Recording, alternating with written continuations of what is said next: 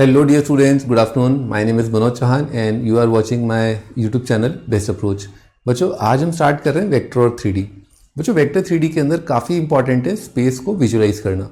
बच्चों स्पेस को विजुलाइज करने के लिए मैं आपको पहले एक बार क्विक रिकॉल कराऊंगा कि आपने कोऑर्डिनेट ज्योमेट्री में क्या क्या पढ़ा था। क्वाड्रेंट क्या होता है, रेक्टेंगुलर कोऑर्डिनेट सिस्टम या 2D सिस्टम क्या होता है, एक्स एक्सिस वाई एक्सिस का वहाँ पर क्या रोल है ना। आइए एक क्विक रिकॉल करते हैं आपने क्या क्या पढ़ रखा है। जो आपने पढ़ रखा है कि ये आपका पॉजिटिव एक्स एक्सिस है ना, इस तरह से ये आपका पॉजिटिव वाई एक्सिस, ये आपका नेगेटिव एक्स एक्सिस, याद आ रहा है क्या?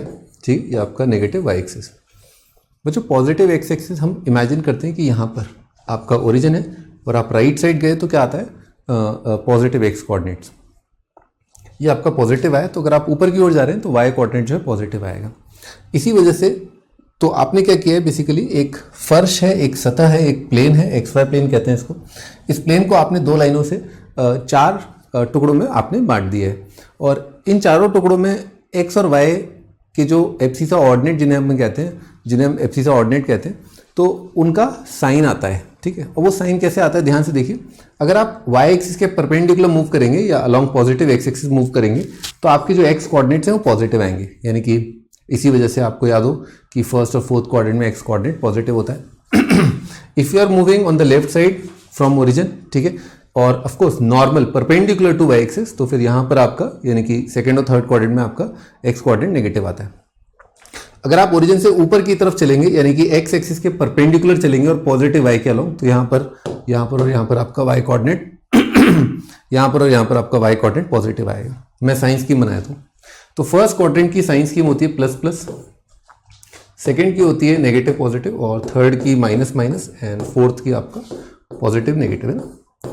ये आपके चार क्वाड्रेंट, क्योंकि चार टुकड़े हो गए हैं किसी सतह के, और ये सतह जनरली हमें as a reference frame guide करती है कि अगर कोई ऑब्जेक्ट पड़ा हुआ है किसी सतह पर, आपने फिजिक्स में भी देखा होगा आपको रेफरेंस फ्रेम्स की ज़रूरत पड़ती है, तो एक सतह पर अपन कैसे आइडेंटिफाई कर सकते हैं कि एक ऑब्जेक्ट कहाँ पड़ा हुआ है, उसकी लोकेशन क्या है, उसके लिए आपको डिसाइड करना पड़ता है रेफरेंस फ्रेम।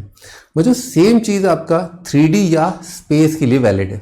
यहाँ पर भी आपके लिए रेफरेंस फ्रेम के लिए कुछ एक ऑब्जेक्ट्स या कुछ एक टूल्स हम यूज़ करते हैं ना, और विच आर वेरी सिमिलर, जो बहुत सिमिलर हैं आपके एक्स वाई प्लेन से, है ना। तो आइए स्टार्ट करते हैं अपना 3D। ठीक है, आई होप आपको एक क्विक रिकॉल हो गया होगा 2D सिस्टम का। ठीक है बच्चों, अब हम स्टार्ट करते हैं 3D। तो 3D में क्या होता है बच्चों कि 3D में अगर हमें किसी स्पेस के अंदर आइडेंटिफाई करना है एक ऑब्जेक्ट का लोकेशन क्या है, तो अभी तक जो आपका 2D सिस्टम था वो हमेशा यही, वो उसमें लिमिटेशन है कि आप जो है अगर कोई ऑब्जेक्ट थोड़ा सा अगर सतह से ऊपर है तो उसका नाप कैसे लेंगे, उसका लोकेशन कैसे आइडेंटिफाई करेंगे। जैसे एरोप्लेन है, अगर उड़ रहा है तो उसके अंदर उसके पास कुछ हाइट है, ठीक है ना, यानी कि तीसरा डायमेंशन बेसिकली, है ना। हर चीज़ आप 2D या 2 डायमेंशनल स्पेस के अंदर आप नहीं रख सकते, आपको 3D में जाना पड़ेगा टू आइडेंटिफाई द लोकेशन। जैसे हाइट होती है, बेसिकली मैं हाइट की बात कर रहा था। तो अगर आपने मान लो एक्स वाई प्लेन ले भी लिया और अगर एक ऑब्जेक्ट की सर्टेन ऊंचाई है तो आपको उस ऊंचाई को नापने के लिए एक और डायमेंशन की जरूरत पड़ेगी, which we call z axis. ठीक है बच्चों, इमेजिन करिए कि आपका एक्स वाई प्लेन तो है ही, पर इसके साथ साथ एक्स वाई प्लेन के साथ साथ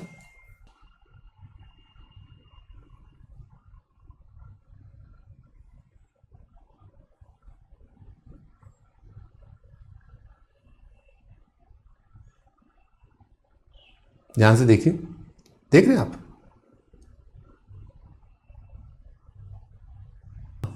बच्चों तो मैं कह रहा था एक्स वाई प्लेन जो है एक सतह है अपने आप में, और यहाँ पर मैं आपके सामने और दो सतह इंट्रोड्यूस करूंगा। जैसे एक्स वाई प्लेन तो है ही, उसके अलावा वाई जेड प्लेन और जेड एक्स प्लेन भी है। मैं लिख देता हूँ इन बातों को।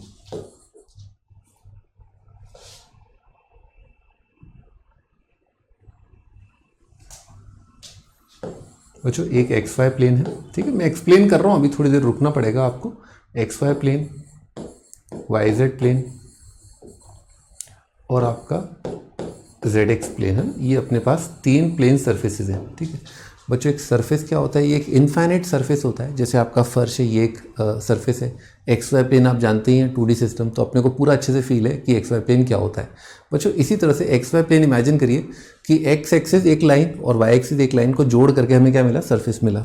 यहाँ पर आप बहुत ध्यान से देखें तो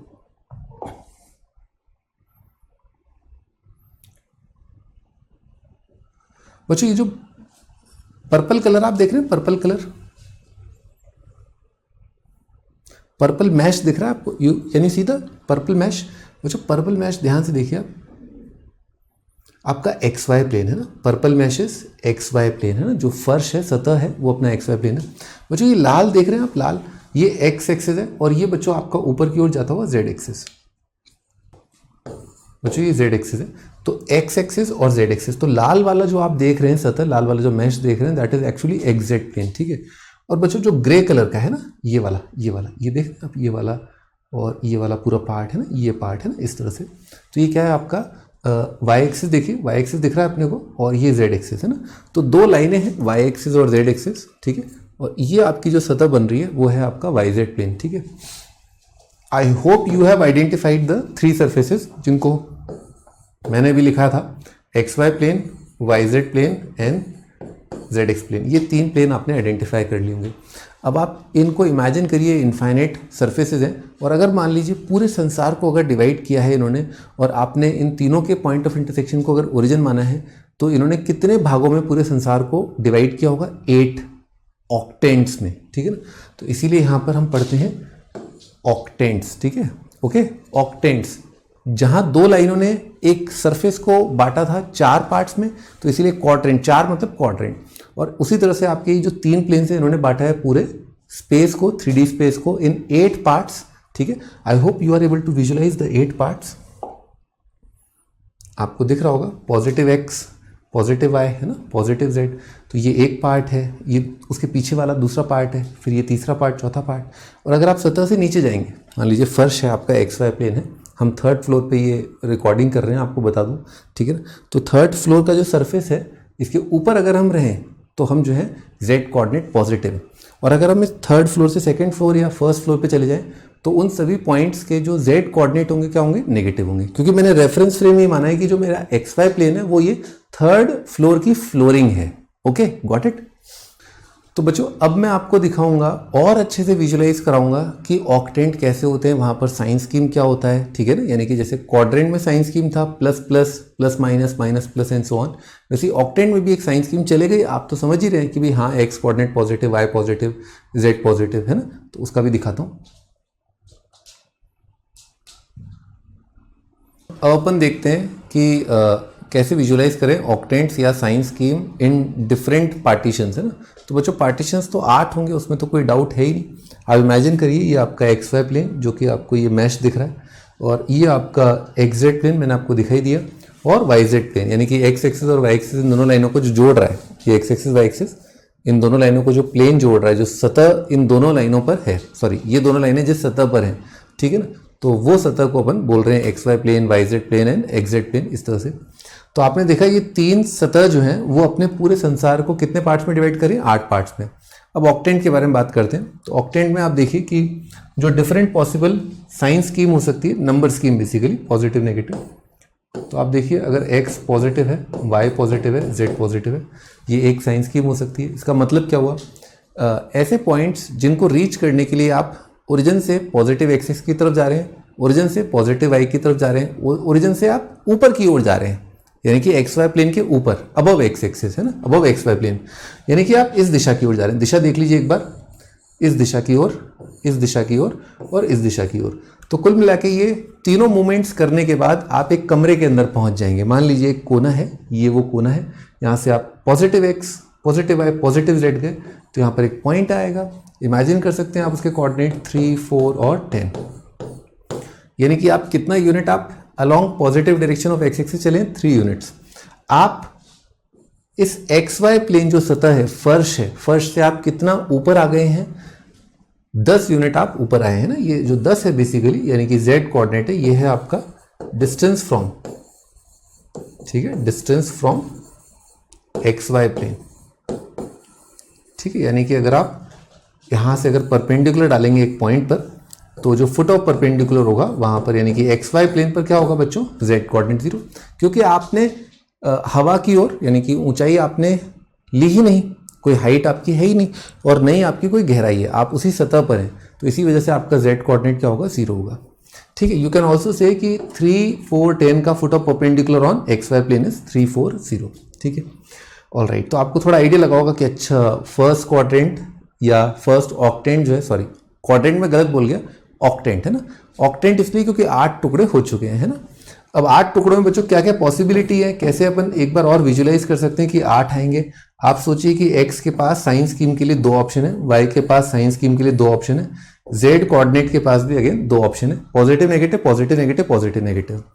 पॉजिटिव पॉजिटिव पॉजिटिव बच्चों होता है फर्स्ट ऑक्टेंट। कैसे अपन याद कर सकते हैं, बहुत सिंपल तरीका, क्योंकि जिन लोगों ने इसको डिजाइन किया था मैथमेटिशियंस ने, उन्होंने आप लोगों को मतलब नाजुक नाजुक कोमल कोमल बच्चों के दिमाग का ध्यान रखा कि दिमाग का दही ना हो जाए, तो उन्होंने इसके लिए एक बहुत फंडू चीज बनाई कि जो आपका क्वाड्रेंट था, क्वाड्रेंट सिस्टम के अंदर फर्स्ट क्वाड्रेंट क्या था आपका, एक्स और वाई दोनों पॉजिटिव। तो इन्होंने क्या किया, इन्होंने बोला कि अगर आपका जेड कोऑर्डिनेट पॉजिटिव होता है तो आपके जो पहले 4 ऑक्टेंट है और पहले 4 कोऑर्डिनेट है उनका साइन स्कीम क्या रहेगा, सेम। दोबारा सुन लो,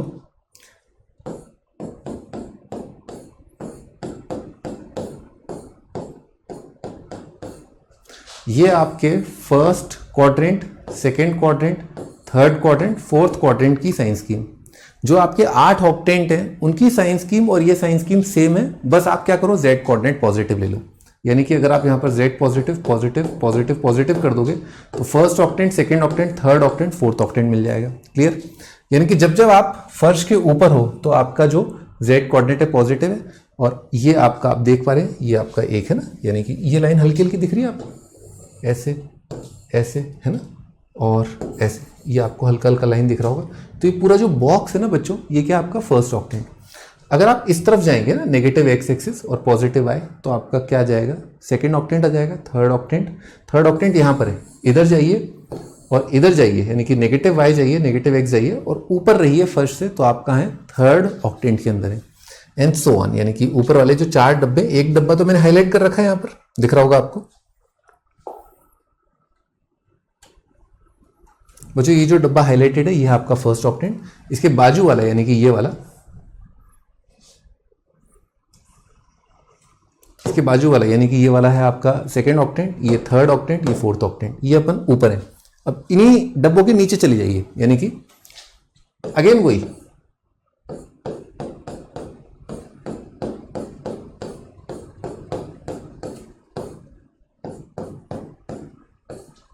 दिमाग का दही ना हो जाए, इसीलिए जो ये आपके फर्स्ट, सेकेंड, थर्ड, फोर्थ थे ये आपके क्वाड्रेंट थे, है ना, ठीक है। ओके, इन्हीं में अगर अपन जेड क्वाड्रेंट नेगेटिव कर दें, जेड क्वाड्रेंट नेगेटिव कर दिया तो इनमें 4 ऐड कर दीजिए, ऐड 4, तो ये आ जाएगा 5, 6, 7, 8।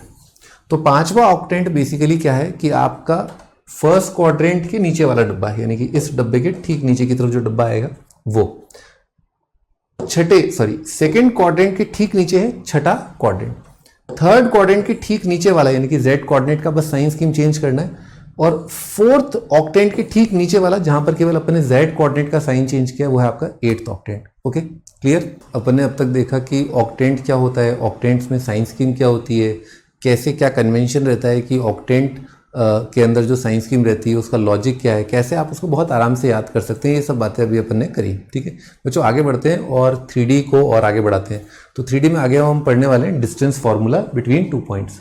बच्चों कैसे विजुअलाइज कर सकते हैं distance formula between 2 points, it's very easy.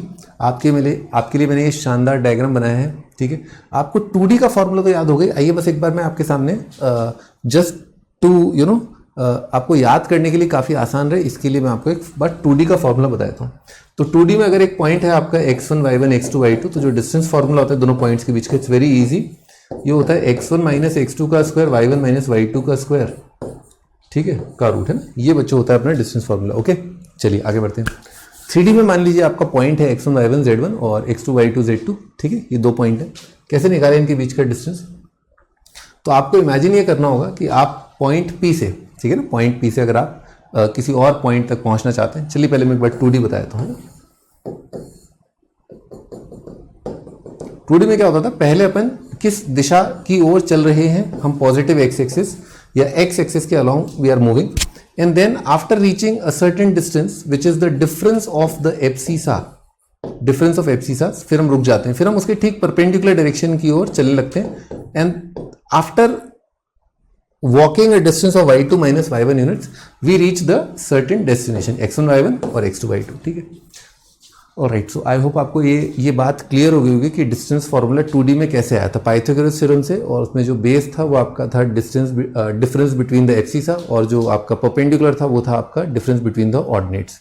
तो पाइथागोरस थ्योरम लगाया, थोड़ा विजुलाइज करो, perpendicular square plus base square का अंडर रूट क्या आएगा, हाइपोटेनस। तो ये वो हाइपोटेनस लिखा हुआ है। सेम डिट्टो सेम लॉजिक हम यूज करेंगे 3D के अंदर दो पॉइंट्स के बीच में डिस्टेंस क्या होता है वो जानने के लिए। आइए देखते हैं। इमेजिन करिए आप पॉइंट P पर हैं और आपको पहुंचना है P2 पर, ठीक है।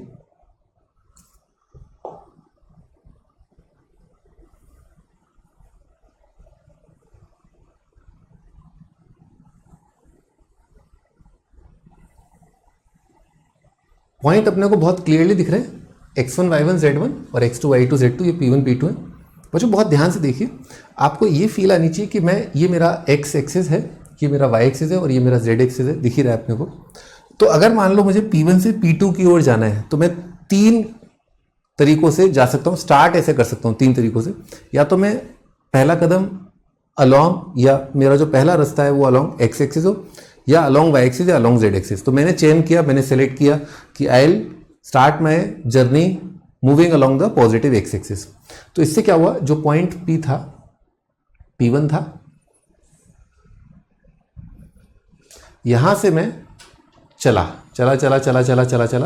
और किस तरफ चला मैं, अलॉन्ग x एक्सिस। और मैं कितना डिस्टेंस चला बच्चों, जो x कोऑर्डिनेट का डिफरेंस है इतना मैं डिस्टेंस चला हूं, ठीक है। And after covering this distance, ठीक है ना, इसके बाद मैंने तय किया कि मैं एक्स वाई प्लेन के परपेंडिकुलर चलूंगा। इमेजिन ये सतह है एक्स वाई प्लेन, आप देख सकते हैं जो मैश है ये एक्स वाई प्लेन है, इसके मैं ठीक ऊपर की ओर उठ रहा हूँ, ऊपर की ओर, जैसे रॉकेट उठता है ना, ठीक है, स्पेस एक्स का जो रॉकेट ऊपर उठता है ऐसे, which is perpendicular to X Y plane, पृथ्वी के परपेंडिकुलर होता है वैसे ही। तो मैंने यहाँ से तय किया कि मैं 90 डिग्री जो मैं अभी सफ़र तय करके आया हूँ उसके ठीक परपेंडिकुलर जाऊँगा और अलॉन्ग एक्स वाई प्लेन के परपेंडिकुलर जाऊँगा। इन दैट डिस्टेंसेस, जो दोनों पॉइंट्स के बीच का जो z कोऑर्डिनेट का अंतर है उतना ट्रैवल करूंगा। ओके, ये बात अपने को विजुलाइज होनी चाहिए, ठीक है बच्चों। तो आप पाइथागोरस थ्योरम से देख सकते हैं ये लेंथ और ये लेंथ है ना, तो ये क्या हो जाएगा बच्चों, ये वाला पार्ट क्या हो जाएगा, hypotenuse, which is given by under root of x2 minus x1 square plus z2 minus z1 का स्क्वायर, ठीक है, ये होगा।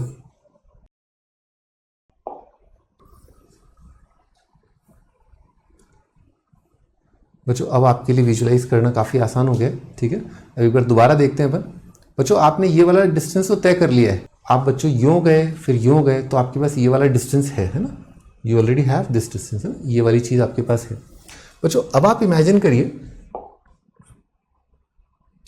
कि जब आप मान लो यहाँ इस पॉइंट पर पहुँच गए, ठीक है, इस पॉइंट पर पहुँच गए,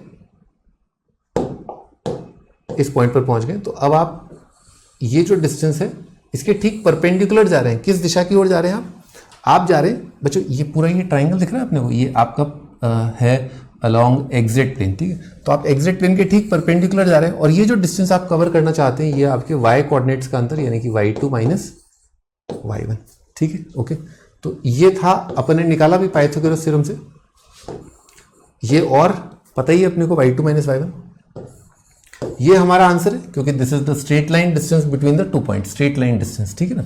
और ये स्ट्रेट लाइन डिस्टेंस बेसिकली क्या है, हाइपोटेनस है ट्राइंगल का। कौन से ट्राइंगल का, ये पॉइंट और ये पॉइंट, ये एक साइड है राइट एंगल ट्राइंगल का, ये दूसरा साइड है। तो पाइथागोरस थ्योरम लगाएंगे और हमें हमारा आंसर मिल जाएगा, है ना। मैं दिखाता हूँ आपको, अभी हमने देखा था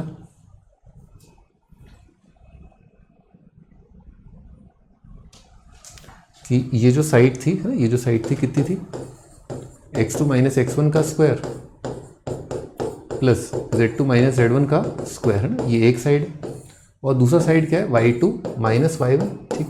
तो ये बेस, ये परपेंडिकुलर, तो हाइपोटेनस कितना हो जाएगा, यानी कि हमारा आंसर कितना हो जाएगा, इसका स्क्वायर प्लस इसका स्क्वायर का रूट, x2 माइनस x1 का square plus y2 minus y1 का square plus z2 minus z1 का स्क्वायर, ठीक है बच्चों। ये हमारा डिस्टेंस बिटवीन 2 पॉइंट्स है ना, x1 y1 x2, x1 y1 z1, x2 y2 z2, ठीक है। Bye bye.